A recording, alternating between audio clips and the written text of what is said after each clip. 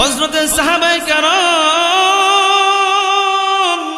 আল্লাহর পয়গম্বরের সাহাবায়ে কেরাম হযরত আলী রাদিয়াল্লাহু তাআলা আনহুকে নিযুক্ত করলেন, হযরত বেলাল রাদিয়াল্লাহু তাআলা আনহুকে নিযুক্ত করলেন, হযরত আম্মার রাদিয়াল্লাহু তাআলা আনহুকে নিযুক্ত করলেন। এ আমার বন্ধুগণ, হযরতে সালমান ফারসি রাদিয়াল্লাহু তাআলা আনহুকে নিযুক্ত করলেন। চারজন সাহাবীকে বললেন, এ বেলাল, হে আলী, তুমি গিয়ে খোঁজ খবর নিয়ে আসো, আলকামার কি অবস্থা, আলকামার নাকি কালিমা নসিব হচ্ছে না। হযরত বেলাল রাদিয়াল্লাহু তাআলা আনহু যখন আলকামার খোঁজ খবর নেওয়ার জন্য যখন যাওয়ার পর হযরত আলী রাদিয়াল্লাহু তাআলা আনহুকে হযরতে বেলাল রাদিয়াল্লাহু তাআলা আনহুকে বলতেছেন, ভাই আমার শেষ মুহূর্তে কি কারণে এত কষ্ট হচ্ছে? হযরতে আলকামা রাদিয়াল্লাহু তাআলা আনহুর কষ্ট দেখার পর নরসিংদীর মুসলমান আলকামা রাদিয়াল্লাহু তাআলা আনহুর কষ্ট দেখার পর হযরত বেলাল রাদিয়াল্লাহু তাআলা আনহু যখন আল্লাহর পয়গম্বরের কাছে এসে বললেন, ইয়া রাসূলুল্লাহ, ইয়া হাবিবাল্লাহ, আলকামার অবস্থা তেমন একটি ভালো না, করুণ অবস্থা। আল্লাহর পয়গম্বর বলেন, হে বেলাল, তুমি গিয়ে খোঁজ খবর নিয়ে দেখো আলকামার মা এবং বাবা দুইজন থেকে কে বেঁচে আছে। হযরত বেলাল রাদিয়াল্লাহু তাআলা আনহু যখন গেলেন, যাওয়ার পর খোঁজ খবর নিয়ে গেলেন। হযরতে আলকামা, বিশেষ করে হযরতে আলকামা রাদিয়াল্লাহু তাআলা আনহু নামাজের দিক দিয়েও এক নাম্বার ছিল, হজ করার দিক দিয়েও এক নাম্বার ছিল, রোজার দিক দিয়েও এক নাম্বার ছিল, দান সদকার দিয়েও এক নাম্বার ছিল। হযরতে বেলাল রাদিয়াল্লাহু তাআলা আনহু যখন ওনার বিদ্যামাকে গিয়ে বলতেছেন, ও বিদ্যামা, আল্লাহর পয়গম্বর বলেছেন আপনি কি আল্লাহর রাসূলের কাছে যাইতে পারবেন, না আল্লাহর পয়গম্বর আপনার কাছে আসবে? বিদ্যা মহিলা বলতেছেন, না না না, আমার পয়গম্বর, আমার রাসূল আমার কাছে আসতে হবে না। লাঠি দিয়ে বর করে করে বিদ্যামা যখন আল্লাহর পয়গম্বরের কাছে গিয়ে হাজির হয়ে গেলেন, আল্লাহর পয়গম্বর যখন জিজ্ঞাসা করলেন, এ মা, আলকামা আপনার কি হয়, সম্পর্কের দিক দিয়ে কি হয়? বিদ্যা মহিলা বলতেছেন, আলকামা আমার কলিজার টুকরা সন্তান, একটা মাত্র সন্তান। পয়গম্বর মূসা আলাইহিস সালাতু ওয়াস সালাম আল্লাহ রাব্বুল আলামিনের সাথে কথা বলার জন্য তুর পাহাড়ে মাঝে মধ্যে যাইতেন, কিন্তু দেখা যায় রে মুসলমান, পয়গম্বর মূসা আলাইহিস সালাতু ওয়াস সালাম যখন তুর পাহাড়ে যাইতেন কথা বলার জন্য আল্লাহ রাব্বুল আলামিনের সাথে, তিনজন ব্যক্তি হযরতে পয়গম্বর মূসা আলাইহিস সালাতু ওয়াস সালামের সাথে সাক্ষাৎ করার জন্য দীর্ঘ সময় যাবত দাঁড়িয়ে রয়েছেন রাস্তার ভিতর। হযরতে পয়গম্বর মূসা আলাইহিস সালাতু ওয়াস সালাম যখন রাস্তা দিয়ে হেঁটে হেঁটে যাচ্ছেন, প্রথম নাম্বার একজন যুবকের সাথে সাক্ষাৎ হয়ে যায়। পয়গম্বর মূসা আলাইহিস সালাতু ওয়াস সালামকে বলতেছেন, এ আল্লাহর নবী পয়গম্বর, আল্লাহ রাব্বুল আলামিনের সাথে তো আপনি প্রতিনিয়ত কথা বলার জন্য যান, প্রায় প্রায় কথা বলার জন্য যান, আল্লাহর কাছে গিয়ে আমার কথা বলবেন। আল্লাহ রাব্বুল আলামিন সহায় সম্পত্তির মালিক, আমাকে এত পরিমাণ বানিয়েছে, আমার আর টাকা পয়সার দরকার নাই, সহায় সম্পত্তির দরকার নাই। কিভাবে সহায় সম্পত্তি কমবে এবং কি আর হবে না, এই রকম একটি ওজিফা, এরকম একটি আমল আল্লাহ রাব্বুল আলামিন যেন আপনার মাধ্যমে আমাকে দিয়ে দেয়। পয়গম্বর মূসা আলাইহিস সালাতু ওয়াস সালাম যখন প্রথম ব্যক্তি যুবকের সাথে সাক্ষাৎ হয়ে যায়, পয়গম্বর মূসা আলাইহিস সালাতু ওয়াস সালাম বললেন, এ যুবক, চিন্তার কোনো কারণ নাই, পেরেশানির কোনো কারণ নাই, আমি আল্লাহ রাব্বুল আলামিনের কাছে গিয়ে বলবো। দ্বিতীয় নাম্বার প্রশ্ন হলো, যখন পয়গম্বর মূসা আলাইহিস সালাতু ওয়াস সালাম একটু সামনের দিকে অগ্রসর হইলেন, রাস্তা দিয়ে হেঁটে হেঁটে যাচ্ছেন, পয়গম্বর মূসা আলাইহিস সালাতু ওয়াস সালামের সাথে একজন বৃদ্ধা মহিলার সাক্ষাৎ হয়ে যায়। নরসিংদীর মুসলমান বৃদ্ধা মহিলা যখন পয়গম্বর মূসা আলাইহিস সালাতু ওয়াস সালামকে বললেন, আমি দীর্ঘদিন যাবত আপনার জন্য অপেক্ষমান ছিলাম, রাস্তার ভিতর অপেক্ষা করতেছি, খোঁজ খবর রাখতেছি কখন আপনি আল্লাহ রাব্বুল আলামিনের সাথে কথা বলার জন্য তুর পর্বতের দিকে যান, তুর পাহাড়ের দিকে যান। পয়গম্বর মূসা আলাইহিস সালাতু ওয়াস সালাম বলেন, হে বৃদ্ধা মা, আপনি কি বলবেন একটু বলেন তো, বলেন আমি শুনি, সমস্যা নাই। পয়গম্বর মূসা আলাইহিস সালাতু ওয়াস সালামকে বলেন, এ পয়গম্বর, আল্লাহ রাব্বুল আলামিন আমার শরীরের পোশাকের কোনো ব্যবস্থা নাই, সুন্দর কোনো পোশাকের ব্যবস্থা নাই, খাবারের কোনো ব্যবস্থা নাই, ভালো একটা ঘরের ব্যবস্থা নাই। আল্লাহ রাব্বুল আলামিন এইগুলির কি পরিবর্তন করবে কিনা আল্লাহ রাব্বুল আলামিনের কাছে গিয়ে আমি এই বৃদ্ধা মহিলার জন্য একটু সুপারিশ করবেন, একটু কথা বলবেন। শুধু তাই নয়, আল্লাহ রাব্বুল আলামিন পুনরায় কি বলে, তারপরে আমি আর কাছে আইসা আপনি কবরটুকু দিয়ে দিবেন।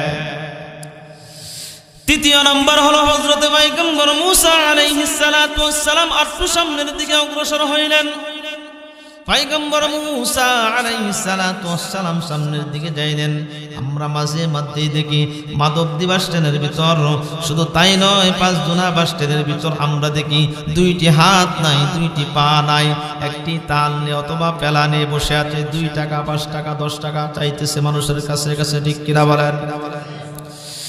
পয়গম্বর মূসা আলাইহিস সালাতু ওয়াস সালামের কাছে বলতেছেন, এ পয়গম্বর, আমার 2টা হাত নাই, আমার 2টা পা নাই, আল্লাহ রাব্বুল আলামিন আমাকে কি কারণে বানিয়েছেন, কি কাজ করবে আমাকে দিয়ে। পয়গম্বর মূসা আলাইহিস সালাতু ওয়াস সালামকে বলেন, পয়গম্বর, আল্লাহর কাছে গিয়ে একটু বলবেন। পয়গম্বর মূসা আলাইহিস সালাতু ওয়াস সালাম বলেন, ঠিক আছে, কোনো সমস্যা নাই, আল্লাহ রাব্বুল আলামিনের কাছে গিয়ে আমি বলবো, আল্লাহ রাব্বুল আলামিনের কাছে গিয়ে আমি বলবো। 3 জনের কথা আল্লাহ রাব্বুল আলামিনের সাথে কথোপকথন কথা শেষ করে যখন তুর পাহাড় থেকে যখন রিটার্ন চলে আসবে, তাৎক্ষণিক আল্লাহ রাব্বুল আলামিনের কাছে বলতেছেন, এ দয়ার মালিক, আমি যখন আপনার সাথে কথা বলার জন্য আসতেছিলাম, আমার সাথে 3 জনের সাথে সাক্ষাৎ হয়ে যায়। প্রথম নম্বর একটা যুবকের সাথে সাক্ষাৎ হয়ে যায়, দ্বিতীয় নম্বর একটা বৃদ্ধা মহিলার সাথে সাক্ষাৎ হয়ে যায়, তৃতীয় নম্বর একটা আরেকটা যুবকের সাথে সাক্ষাৎ হয়ে যায়। প্রথম নম্বর যুবকের প্রশ্ন হলো, আল্লাহ রাব্বুল আলামিন তার সহায় সম্পত্তির অভাব নাই, দলান কুটার অভাব নাই, টাকা পয়সার অভাব নাই, কিন্তু তার আর কোনো সহায় সম্পত্তির দরকার নাই। কি আমল দিলে আজকে থেকে সহায় সম্পত্তি কমে যাবে, এই আমলটুকু জানিয়ে দিতেন, শিখাইয়া দিতেন। আল্লাহ রাব্বুল আলামিন জানিয়ে দিলেন, এ পয়গম্বর মূসা, তুমি এই যুবককে গিয়ে বলবা, আজকে থেকে যেন সে বেশি থেকে বেশি না শুকরিয়া আদায় করে।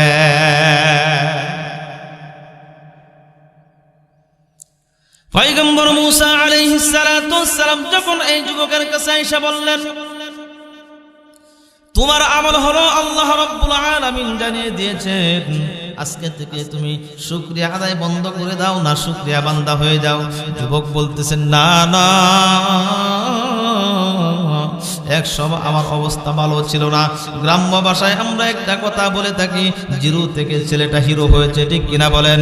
দাঁড় করে সিঙ্গাপুরে গিয়েছে, আজকে দেখা যায় 10 বছর পরে পরিবর্তন হয়েছে কি হয়েছে না, আছে না এরকম ইতিহাস? এই যুবক বলতেছেন, এ পয়গম্বর মূসা, আল্লাহ রাব্বুল আলামিন জিরো থেকে আমাকে হিরো বানিয়েছেন, আমি 1 সেকেন্ডের জন্য, 1 মুহূর্তের জন্য আল্লাহ রাব্বুল আলামিনের শুকরগুজার থেকে দূরে থাকতে পারবো না, সরে থাকতে পারবো না। আজকে থেকে আমি কথা দিলাম, বেশি থেকে বেশি শুকরগুজার করব। আর এই কথা বলার সঙ্গে সঙ্গে আল্লাহ তাআলা খুশি হয়ে যায় বান্দার প্রতি, ঠিক কিনা বলেন? জোরে বলি আলহামদুলিল্লাহ। দ্বিতীয় নম্বর প্রশ্নের জবাব এই বৃদ্ধা মহিলাকে পয়গম্বর মূসা আলাইহিস সালাতু ওয়াস সালাম জানিয়ে দিলেন, এ বৃদ্ধা মা, আল্লাহ রাব্বুল আলামিন পরিষ্কার জানিয়ে দিয়েছেন আজকে থেকে বেশি শুকরগুজার করবেন। আল্লাহ তাআলার কাছে শুকরিয়া আদায় করলে আল্লাহ তাআলা নিয়ামত বাড়িয়ে দেয়। ঘরের ব্যবস্থা করে দিবেন, কাপড়ের ব্যবস্থা করে দিবেন, খাবারের ব্যবস্থা করে দিবেন, চলার সুন্দর ব্যবস্থা করে দিবেন। বুড়ি মহিলা বলতেছেন না না না আমি শুকরিয়া আদায় করতে পারবো না। এই কথা বলার সঙ্গে সঙ্গে টুকরি একটি ঘর ছিল, আল্লাহ তাআলার পক্ষ থেকে একটি বাতাস আইসা ঘরটাকে নিয়ে গেছে। নাউজুবিল্লাহ। শুকরিয়া আদায় করার কারণে আল্লাহ তাআলার কাছে দামি হয়ে গেছে, শুকরিয়া না আদায় করার কারণে আল্লাহ তাআলার পক্ষ থেকে গজব নাযিল হচ্ছে। ঠিক কিনা বলেন? এবার আসুন পবিত্র কুরআনুল কারীম থেকে যে আয়াতে কারিমা তিলাওয়াত করেছিলাম এই আয়াতের দিকে আমরা চলে যাব। সূরাতুল বনী ইসরাঈলের 23 নম্বর আয়াতে কারিমার কিছু একটা অংশ আমি তিলাওয়াত করেছি। এই আয়াত থেকে আলোচনা, শুকরিয়া আদায় করার যে কি ফজিলত গুরুত্ব এইটা বুঝাইতে গিয়ে কিন্তু আমি এই ঘটনাটা একটু টানলাম। ঠিক কিনা বলেন? আল্লাহ রাব্বুল আলামিন বলেন ওয়াকাদা রাব্বুকা আল্লা তা'বুদু ইল্লা ইয়্যাহু ওয়া বিল ওয়ালিদাইনি ইহসানা। আল্লাহ রাব্বুল আলামিন বলেন আল্লাহ রাব্বুল আলামিনের হুকুম হলো ইবাদত বন্দেগী করতে হবে। আল্লাহ রাব্বুল আলামিনের কার ইবাদত করতে হবে? কথা বলেন। দ্বিতীয় নম্বর কথা হলো ওয়াবিল ওয়ালিদাইনি ইহসানা, খেদমত করতে হবে কার? মা এবং বাবার ইবাদত করতে হবে। আল্লাহ রাব্বুল আলামিনের খেদমত করতে হবে পিতা এবং মাতা। ঠিক কিনা বলেন? শুধু তাই নয় রে আমার বন্ধুগণ, আল্লাহ রাব্বুল আলামিন অন্যত্র আয়াতের ভিতর আল্লাহ রাব্বুল আলামিন বলেন ওয়ামা খালাকুতুল জিন্না ওয়াল ইনসা ইল্লা লিয়াবুদুন।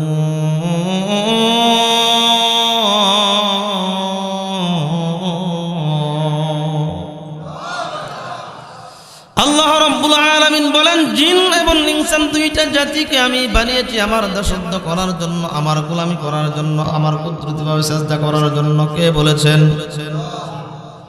শুধু তাই নয় রে মুসলমান, আল্লাহ রাব্বুল আলামিনের হুকুমের উপর কি করতে হবে? পিতা মাতার খেদমত করতে হবে। এই যে মুসা আলাইহিস সালাতু ওয়াস সালামের জামানায় তৃতীয় নম্বর যে ছেলেটা ছিল, দুইটি হাত নাই পা নাই, আল্লাহর কাছে গিয়ে জিজ্ঞাসা করলো আল্লাহ তার কি কথা কি বলতে হবে? আল্লাহ তাআলা বলেন জাহান্নামের ভিতর ছোট্ট একটি গর্ত আছে, ছোট্ট একটি ছিদ্র আছে, এই ছিদ্রর দ্বারা আমি তাকে দিয়ে বন্ধ করব ছিদ্রটুকু। সুবহানাল্লাহ। এই হাত নাই পা নাই এই বেচারা শোনার পর আল্লাহ রাব্বুল আলামিনের কাছে শুকরগুজার করলো, আলহামদুলিল্লাহ আমাকে আল্লাহ তাআলা ওয়াজতাই বানাই নাই, আমাকে আল্লাহ রাব্বুল আলামিন অনার্থক বানাই নাই। আজকে মাহফিল দেওয়ার পিছনে কিন্তু একটা উদ্দেশ্য রয়েছে। ঠিক কিনা বলেন? আল্লাহ রাব্বুল আলামিন পবিত্র কুরআনুল কারীমের ভিতর অন্যত্র ভিতর আল্লাহ রাব্বুল আলামিন বলেন أفحسبتم أنما خلقناكم عبثا وأنكم إلينا لا ترجعون।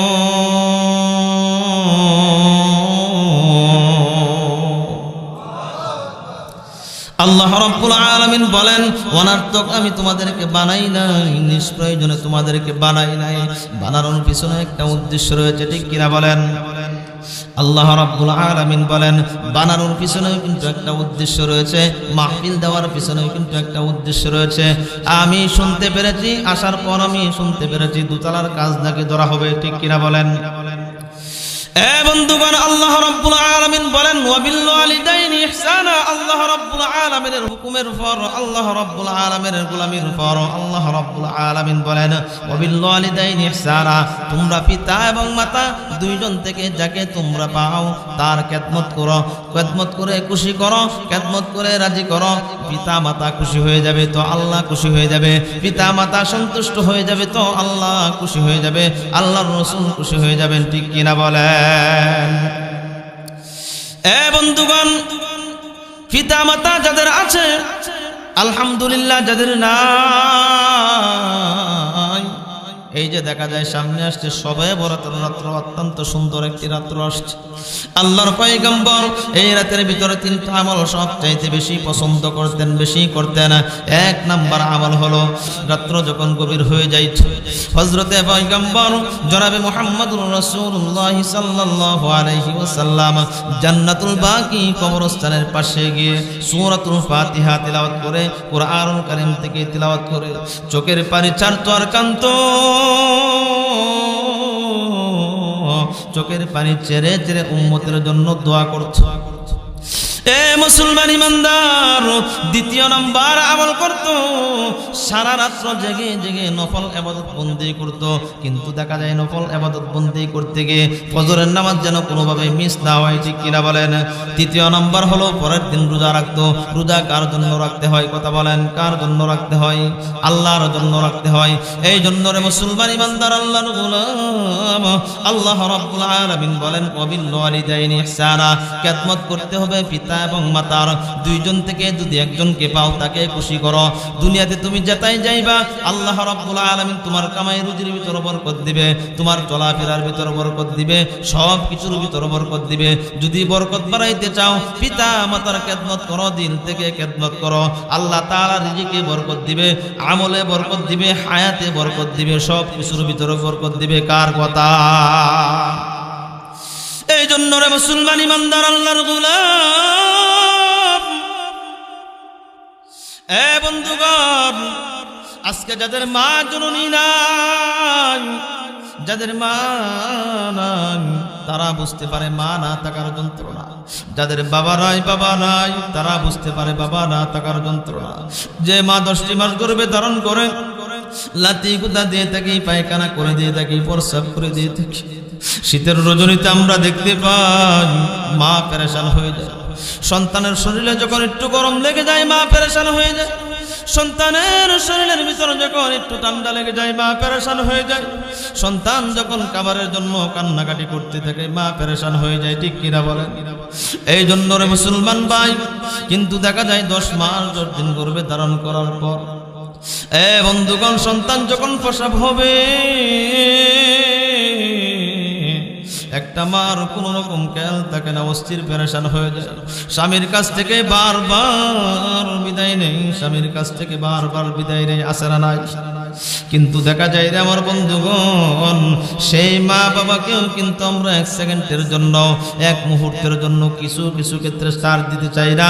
মা বাবাকে কষ্ট দেওয়ার জন্য আমরা সুন্দর বধূ পাওয়ার পর, সুন্দর নারী পাওয়ার পর, সুন্দর স্ত্রী পাওয়ার পর বিবির কথা স্মরণ করে করে বিবিকে খুশি করতে গিয়ে বৃদ্ধা মা এবং বাবাকে আমরা কষ্ট দিতে চাই, ঠিক কিনা বলে? এই জন্য রে মুসলমান বাইরে আমার লক্ষ্য করে দেখুন, আল্লাহর পয়গম্বরের সাহাবী হযরতে আলকামা রাদিয়াল্লাহু তাআলা আনহুর দিকে লক্ষ্য করে দেখুন আমার বন্ধুগণ। হযরতে আলকামা রাদিয়াল্লাহু তাআলা আনহু ইন্তিকালের পূর্ব মুহূর্তে ওনার স্ত্রী গিয়ে বলতেছেন, ইয়া রাসূলুল্লাহ, ইয়া হাবিবাল্লাহ, আমার স্বামী আলকামার কালিমা নসিব হচ্ছে না, দুনিয়ার জমিন থেকে বিদায় হয়ে চলে যাবে, কিন্তু কালিমা নসিব হচ্ছে না। আল্লাহর পয়গম্বর জনাবে মুহাম্মদ রাসূলুল্লাহ সাল্লাল্লাহু আলাইহি ওয়াসাল্লাম যখন এই কথা শুনলেন, শোনার সঙ্গে সঙ্গে হযরতে সাহাবায়ে কেরাম, আল্লাহর পয়গম্বরের সাহাবায়ে কেরাম হযরত আলী রাদিয়াল্লাহু তাআলা আনহুকে নিযুক্ত করলেন, হযরত বেলাল রাদিয়াল্লাহু তাআলা আনহুকে নিযুক্ত করলেন, হযরত আম্মার রাদিয়াল্লাহু তাআলা আনহুকে নিযুক্ত করলেন। এ আমার বন্ধুগণ, হযরতে সালমান ফারসি রাদিয়াল্লাহু তাআলা আনহুকে নিযুক্ত করলেন। 4 জন সাহাবীকে বললেন, এ বেলাল, হে আলী, তুমি গিয়ে খোঁজ খবর নিয়ে আসো আলকামার কি অবস্থা, আলকামার নাকি কালিমা নসিব হচ্ছে না। হযরত বেলাল রাদিয়াল্লাহু তাআলা আনহু যখন আলকামার খোঁজ খবর নেওয়ার জন্য যখন যাওয়ার পর হযরত আলী রাদিয়াল্লাহু তাআলা আনহুকে হযরত বেলাল রাদিয়াল্লাহু তাআলা আনহুকে বলতেছেন, ভাই আমার শেষ মুহূর্তে কি কারণে এত কষ্ট হচ্ছে? হযরত আলকামা রাদিয়াল্লাহু তাআলা আনহুর কষ্ট দেখার পর নরসিংদীর মুসলমান আলকামা রাদিয়াল্লাহু তাআলা আনহুর কষ্ট দেখার পর হযরত বেলাল রাদিয়াল্লাহু তাআলা আনহু যখন আল্লাহর পয়গম্বরের কাছে এসে বললেন, ইয়া রাসূলুল্লাহ ইয়া হাবিবাল্লাহ, আলকামার অবস্থা তেমন একটি ভালো না, করুণ অবস্থা। আল্লাহর পয়গম্বর বলেন, হে বেলাল, তুমি গিয়ে খোঁজ খবর নিয়ে দেখো আলকামার মা এবং বাবা দুইজন থেকে কে বেঁচে আছে। হযরত বেলাল রাদিয়াল্লাহু তাআলা আনহু যখন গেলেন, যাওয়ার পর খোঁজ খবর নিয়ে গেলেন। হযরত আলকামা, বিশেষ করে হযরত আলকামা রাদিয়াল্লাহু তাআলা আনহু নামাজের দিক দিয়েও এক নাম্বার ছিল, হজ করার দিক দিয়েও এক নাম্বার ছিল, রোজার দিক দিয়েও এক নাম্বার ছিল, দান সদকার দিয়েও এক নাম্বার ছিল।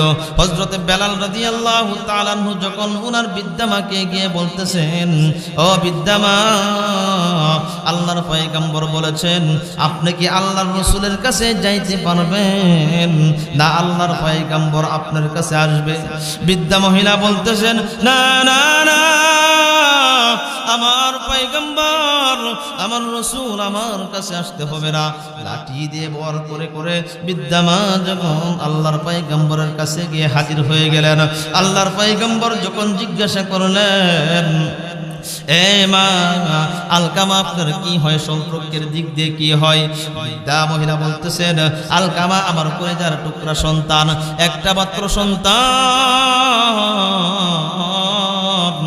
আলকামা রাদিয়াল্লাহু তাআলা আনহুর এই অবস্থা, এখন কি করা যায়? হযরত পয়গম্বর যখন এই কথা বললেন, বিদ্যা মহিলা চোখের পানি ছাড়ে আর কান্দে, হে রাসূলুল্লাহ ইয়া হাবিবাল্লাহ, আলকামা তো রোজার দিক দিয়েও এক নম্বরে, দান সদকার দিক দিয়েও এক নম্বরে, সব কিছুর দিক দিয়ে, ইবাদত বন্দেগীর দিক দিয়েও এক নম্বরে। শুধু তাই নয়, কিন্তু দেখা যায় আমি আমার সন্তানের প্রতি আমি খুশি নই। আমার সন্তান তার স্ত্রীর কথা শোনার পর আমার সাথে ভালো আচরণ করে নাই, ভালো ব্যবহার করে নাই, এই জন্য আমি মা অসন্তুষ্ট। আল্লাহর পয়গম্বর বলেন, মা, আপনার সন্তান তো কঠিন থেকে কঠিন মুসিবতের ভিতর পড়ে আছে, নীল আকাশের নিচে জমিনের উপরে। সন্তানের যদি মুসিবত হয়ে যায়, দুনিয়ার কেউ জানে না, জানেন কে? আওয়াজ দিয়া বলেন। দুনিয়ার কেউ জানে না, দুনিয়ার কেউ শুনে না, জানেন পিতা এবং মাতা, অবশ্যই জানেন, ঠিক কিরা বলে? আল্লাহর পয়গম্বর বলেন, হে বিদ্যামা, কি করা যায়? আলকামা রাদিয়াল্লাহু তাআলা আনহুকে আপনি যদি মাফ না করেন, তাহলে তো সে জাহান্নামে জ্বলবে। কি দরকার জাহান্নামে জ্বলার? হে বেলাল, তুমি বিশাল আকারের লাকড়ি জমাই করো, লাকড়ি জমাই করো, তার মার সামনে লাকড়ি দিয়ে পুরে সরকার করে দিব। যখন এই কথা বললেন, একটা মা জননী কখনো এইরকম কথা শুনে বরদাস্ত করবে না, সঙ্গে সঙ্গে বলতেছেন, ইয়া রাসূলুল্লাহ ইয়া হাবিবাল্লাহ, আমার অন্তরের ভিতর গুসা ছিল, রাগ ছিল, আত্মগরিমা ছিল। আমি এই মুহূর্তে বলতেছি, আমার চোখের সামনে আমার কলেজার টুকরা সন্তানকে আপনি আগুন দিয়ে পুড়িয়ে দিবেন, আমি মা জননী সহ্য করতে পারবো না। জোরে বলি আল্লাহু আকবার। আরো জোরে বলেন আল্লাহু আকবার, আরো জোরে বলেন আল্লাহু আকবার।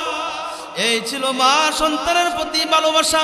আমি মাঝে মধ্যে বলে থাকি, নীল আকাশের নিচে জমিনের উপরে স্ত্রী স্বামীকে ভালোবাসে স্বার্থের জন্য, ভাই ভালোবাসে ভাইকে স্বার্থের জন্য, ভাই ভালোবাসে ভাইকে স্বার্থের জন্য, চাচা ভালোবাসে ভাতিজাকে স্বার্থের জন্য। নীল আকাশের নিচে জমিনের উপরে এমন এক দুইজন ব্যক্তি রয়েছে, তাদের ভালোবাসার কাছে স্বার্থ নাই, স্বার্থ নাই, স্বার্থ নাই। আর সেই মানুষটি হলো পৃথিবীর বুকে পিতা এবং মাতা, ঠিক কিনা বলে? এই জন্য রে মুসলমান ভাইরা আমার, আল্লাহর পয়গম্বরের কাছে বলতেছেন, ইয়া রাসূলুল্লাহ, ইয়া হাবিবাল্লাহ, আমার কলিজার টুকরা সন্তানকে আপনি পুড়িয়ে দিবেন, আমি সহ্য করতে পারবো না। ওগো আল্লাহর নবী, আমি সাক্ষী দিলাম, আমি খুশি হয়ে গেছি, আমি রাজি হয়ে গিয়েছি। এই কথা বলার সঙ্গে সঙ্গে হযরত বেলালকে গিয়ে বলতেছেন, হে বেলাল, তুমি খোঁজ খবর নিয়ে দেখো আলকামার কি অবস্থা। আর যখন মা খুশি হয়ে গিয়েছে, সঙ্গে সঙ্গে আল্লাহ খুশি হয়ে গিয়েছেন, আর সঙ্গে সঙ্গে কালিমা নসিব হয়ে দুনিয়ার জমিন থেকে বিদায় হয়ে চলে গেছেন। সুবহানাল্লাহ। এই জন্য নরসিংদীর মুসলমান, ব্যবসায় যদি বরকত বাড়াইতে চাও, কামাই রুজির ভিতর যদি বরকত বাড়াইতে চাও, তুমি যদি ইজ্জতওয়ালা সম্মানওয়ালা হতে চাও, তাহলে সদা সর্বদাই পিতা মাতার সাথে সৎ আচরণ করার দরকার আছে না? এবার আসুন আমার বন্ধুগণ, যাদের পিতা মাতা নাই তাদের কিন্তু কিছু অনেক কিছুই নাই, সব কিছুই নাই। আমি এখানে দেখতে চাই কাদের পিতা মাতা নাই, দেখি তো দুইটা হাত তুলে। কার পিতা নাই অথবা মাতা নাই, দেখি তো দুইটা হাত তুলে দেখাই। অনেকেরই মা নাই, অনেকেরই বাবা নাই। আল্লাহ, আজকে এই মাহফিল থেকে তুমি প্রত্যেকটা মা হারা বাবা হারা সন্তানদেরকে তুমি কবুল আর মঞ্জুর করো, আর প্রত্যেকটা পিতা মাতার কবরটাকে জান্নাতের বাগান বানায় দাও। সকলে বলে আমিন। এই মসজিদ আপনাদের মসজিদ, তাই না? এই মসজিদ হলো বাইতুল্লাহ শাখা। কার শাখা ভাই? কথা বলেন। বাইতুল্লাহর শাখা। আজকে আমরা যারা মক্কাতে গিয়েছি, যারা গিয়েছেন হজ করার জন্য, মক্কা থেকে যখন মদিনায় যাওয়া হয়, মদিনার ইতিহাস করুণ ইতিহাস। আল্লাহর পয়গম্বর যখন আল্লাহর পক্ষ থেকে অর্ডার হয়েছে, হুকুম হয়েছে, মক্কাতে আর তাকা যাবে না। আল্লাহর নবী আপনি কাফের মুশরিকদের সাথে মোকাবেলা যথেষ্ট করেছেন। 63 বছর হায়াতের জিন্দেগির ভিতর অনেকটা সময়ই কাফের মুশরিকদের সাথে মোকাবেলা করতে হয়েছে, ঠিক কিনা বলেন? যখন মক্কা থেকে মদিনায় যাবে, মদিনায় যাওয়ার পর আল্লাহর রাসূল কিন্তু ঘরের চিন্তাও করেন নাই, বাড়ির চিন্তাও করেন নাই। কিসের চিন্তা করছিলেন জানেন কিনা? একটা মসজিদ বানানোর ফিকির ছিল আল্লাহর পয়গম্বরের। আল্লাহর নবী, বিশ্ব নবী জনাবে মুহাম্মদুর রাসূলুল্লাহ সাল্লাল্লাহু আলাইহি ওয়াসাল্লাম আজকে মসজিদে নববী, আমরা যে মসজিদে নববী রিয়াদুল জান্নাহ, মসজিদে নববীর নামটা কিভাবে হয়েছে? আল্লাহর পক্ষ থেকে যখন আল্লাহর নবী হিজরত করে যখন মক্কা থেকে মদিনায় যান, যাওয়ার পর একটি গুহার ভিতর আল্লাহর পয়গম্বর অবস্থান করলেন। আর সঙ্গী ছিলেন কে? আবু বকর। কথা বলেন, কে সঙ্গী ছিলেন? হযরতে আবু বকর। হযরত আবু বকর সিদ্দিক রাদিয়াল্লাহু তাআলা আনহু 6 মাস আগে বলেছিল যে কোনো টাইমে হিজরত করে করে মক্কা থেকে মদিনায় যাইতে হবে। আপনি কিন্তু আবু বকর সজাগ থাকেন, অ্যালার্ট থাকেন। আল্লাহর পয়গম্বর জনাবে মুহাম্মদুর রাসূলুল্লাহ সাল্লাল্লাহু আলাইহি ওয়াসাল্লাম যখন মক্কা থেকে মদিনায় যাবেন, দরজার ভিতর গিয়ে টুক্কা দিলেন। হযরতে আবু বকর সিদ্দিক রাদিয়াল্লাহু তাআলা 1 সেকেন্ড সময় দেরি করেন নাই, সঙ্গে সঙ্গে বলতেছেন লাব্বাইক ওয়া সাদাইক, ইয়া রাসূলুল্লাহ, আমি আবু বকর হাজির। আল্লাহর পয়গম্বর বলেন, আপনাকে দীর্ঘদিন আগে আমি বলেছিলাম মক্কা থেকে মদিনায় যাইতে হবে, কিন্তু দরজার ভিতর লক করার সঙ্গে সঙ্গে আপনি সজাগ হয়ে গেলেন। আপনি কি ঘুমান না নাকি? হযরতে আবু বকর সিদ্দিক রাদিয়াল্লাহু তাআলা আনহু বলেন, ওগো আল্লাহর নবী, যখন থেকে আপনি বলেছেন তখন থেকে আমার চোখের ভিতর ঘুম নাই। শুধু তাই নয় গো আল্লাহর নবী, আমার একটা কন্যা সন্তান আসমা বিনতে আবু বকর, হযরতে আসমা আপনার জন্য প্রতিদিন রুটি বানায় আর আপনার জন্য অপেক্ষা করতে থাকে। শুধু তাই নয়, শুধু তাই নয়, আমার একটি ঘোড়া অথবা গাধা ছিল। সেই ঘোড়াটা যতদিন থেকে শুনেছে, যখন থেকে শুনেছে আবু বকরের মুখে যখন শুনেছে আল্লাহর পয়গম্বর মক্কা থেকে মদিনায় যাবে তখন থেকে আমার এই ঘরের ভিতর আমার উটের চোখের ভিতর ঘুম নাই, আমি আবু বকরের ঘুম নাই, আসমার ঘুম নাই, আপনার জন্য খালি অপেক্ষায় ছিলাম। সুবহানাল্লাহ। হযরতে আবু বকর সিদ্দিক রাদিয়াল্লাহু তাআলা আনহুকে যখন নিয়ে যায় দুষ্ট কাফের মুশরিকরা, আমার বন্ধুগণ দাওয়া করতে করতে লম্বা ইতিহাস, আমি ওই দিকে যাব না। হিজরতের ঘটনা প্রত্যেকের জানা, হিজরতের ঘটনা যথেষ্ট পরিমাণ আলোচনা হয়, ঠিক কিনা বলেন? যখন কাফের মুশরিকরা দাওয়া করে নিয়ে যাচ্ছে, এই ক্লান্ত হয়ে যায় আল্লাহর পয়গম্বর, ক্লান্ত হয়ে যায়। যখন একটি গুহার ভিতর গেলেন আমার বন্ধুগণ, হযরতে পয়গম্বর জনাবে মুহাম্মদুর রাসূলুল্লাহ আবু বকরের উরু মুবারকের ভিতর মাথা দিয়ে যখন আরাম ফরমাচ্ছেন, গর্তের চতুর্দিক দিয়ে খানা ছিল, গর্ত ছিল, নেকড়া দিয়ে কাপড় দিয়ে বন্ধ করেছে, একটা নেকড়া বন্ধ করার মতো কাপড় ছিল না। আর এই গর্তটার ভিতর ছিল একটা সাপ, আর এই সাপটুকু হযরতে আবু বকর সিদ্দিক রাদিয়াল্লাহু তাআলা আনহুর পাও মুবারকের ভিতর একটি দংশন করেছিল। হযরতে আবু বকর সিদ্দিক রাদিয়াল্লাহু তাআলা আনহু সহ্য না করতে পারে, বেশার ব্যথার যন্ত্রণা সহ্য না করতে করতে এক পর্যায়ে দেখা যায় চোখ থেকে পানি পড়ে দাড়ি মুবারক ভিজে বোঝে আল্লাহর পয়গম্বরের শরীর মুবারক পড়ে যায়। সুবহানাল্লাহ। আল্লাহর রাসূল বলেন, হে আবু বকর, বাড়ির কথা কি মনে হয়েছে কিনা? তোমার সন্তানাদের কথা কি মনে পড়ছে কিনা রে আবু বকর? হযরতে আবু বকর বলেন, না না আল্লাহর নবী, বাড়ির কথা মনে হয় না। এই অবস্থা দেখুন, সাপের দংশ, আর গর্তের ভিতর থেকে সাপ বারবার বলতেছেন, কাকতি মিনতি করতেছেন। আল্লাহর পক্ষ থেকে সাপের জবান আল্লাহ করে দিয়েছেন। সুবহানাল্লাহ। আর বারবার মাপ চাইতেছেন আর বলতেছেন, আমি শুনেছিলাম আপনি নাকি হিজরত করে করে মদিনায় যাইবেন, এই জন্য আপনার দর্শনের জন্য আমি অপেক্ষায় ছিলাম। সুবহানাল্লাহ। আমার বন্ধুগণ যখন এখান থেকে যখন মক্কা থেকে মদিনায় গেলেন, এই রিয়াদুল জান্নাহ, আজকে আমরা যে মসজিদের ভিতর এক রাকাত নামাজ পড়লে 50,000 রাকাত, মতান্তরে 1,00,000 রাকাতের সওয়াব আল্লাহ রাব্বুল আলামিন দিয়া দেয়। সুবহানাল্লাহ। এই জন্য রে মুসলমান ভাইরা আমার, যাওয়ার পর হযরত আবু বকর সিদ্দিক রাদিয়াল্লাহু তাআলা আনহু আল্লাহর পয়গম্বর বলেন, মসজিদটা একটি বানানোর দরকার, নির্মাণ করার দরকার। আল্লাহর কুদরতি ভাবে কোথায় সেজদা করব? আবু বকর বলেন, ইয়া রাসূলুল্লাহ, 10 দিরহাম দ্বারা একটু জায়গা করে দিলেন। আল্লাহর পয়গম্বর মসজিদে রূপান্তর করলেন, রীতিমতো নামাজ শুরু হয়ে গেল। কিন্তু দেখা যায় এক পর্যায়ে, যেমন আপনারা মসজিদের ছাদ করার জন্য আরেকটি ছাদ বানানোর জন্য মাহফিল দিয়েছেন, ঠিক কিনা বলেন? মুসল্লি বেশি হওয়ার কারণেই তো নাকি বলেন? আল্লাহর পয়গম্বর বলেন, মুসল্লির সংখ্যা দিনের পর দিন বাড়তেছে, কি করা যায়? একটু জায়গার দরকার, মসজিদের পাশে একটু জায়গা, একটা বিদ্যার জায়গা।